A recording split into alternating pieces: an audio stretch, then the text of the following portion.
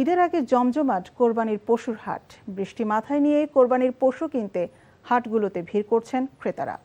ছোট ও মাঝারি গরুতে ক্রেতা ঝোঁক এবার বেশি। 1 থেকে 1.5 লাখেই এদের গরু কিনতে পারছেন ক্রেতারা। শেষ সময়ে দাম কিছুটা সহনীয় বলছেন অনেকে।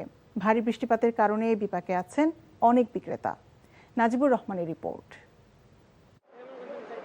জ্যৈষ্ঠের খরতাপের পর নগরীতে দুদিন ধরে থেমে থেমে বৃষ্টির দেখা। এর মধ্যে চলছে পশু কেনাবেচা।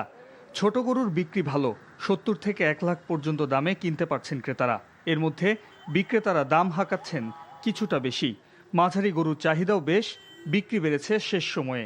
1,20,000 থেকে 2 লাখের কাছাকাছি দামে গরু কিনতে পারছেন অনেকে।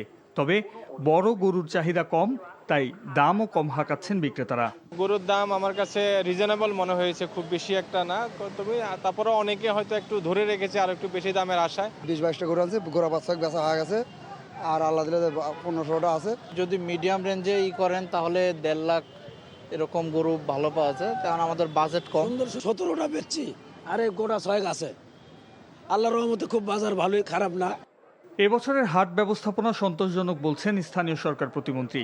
ডিএনসিসি প্রশাসককে সাথে নিয়ে গাবতলী হাট পরিদর্শন শেষে হাটে চাঁদাবাজি নিয়ে প্রশ্নের জবাব দেন তারা। আমরা ক্রেতা বিক্রেতা উভয়ের সঙ্গে কথা বলেছি, সবাই বলেছে পরিবেশ ভালো আছে, স্বস্তিদায়ক আছে, এবং হাসিলের যে বিষয়টি, মোট পশুর মূল্যর 5% যে বিষয়টা, এটা আমরা নিশ্চিত করেছি। এবং মানি রসিদ, টাকার রসিদ আমরা চেক করেছি, একজন কাস্টমারের কাছেও দেখেছি। তবে অতিরিক্ত বৃষ্টি হলে, সাময়িক কিছু অসুবিধা হলেও সিটি কর্পোরেশন লোকজন সার্বক্ষণিক দায়িত্ব পালন করছে। আমাদের নজরে এখনো চাঁদাবাজির কোনো ঘটনা ঘটেনি। যদি এরকম কোনো সুনির্দিষ্ট অভিযোগ থাকে তাহলে আইন প্রয়োগকারী সংস্থা আছে, তারা ব্যবস্থা নেবে। রাজধানীতে ভারী বৃষ্টিপাতের পর কোরবানির পশুর দাম কিছুটা নিচের দিকে বলছেন ক্রেতারা। Najibur Rahman, NTV news, Dhaka.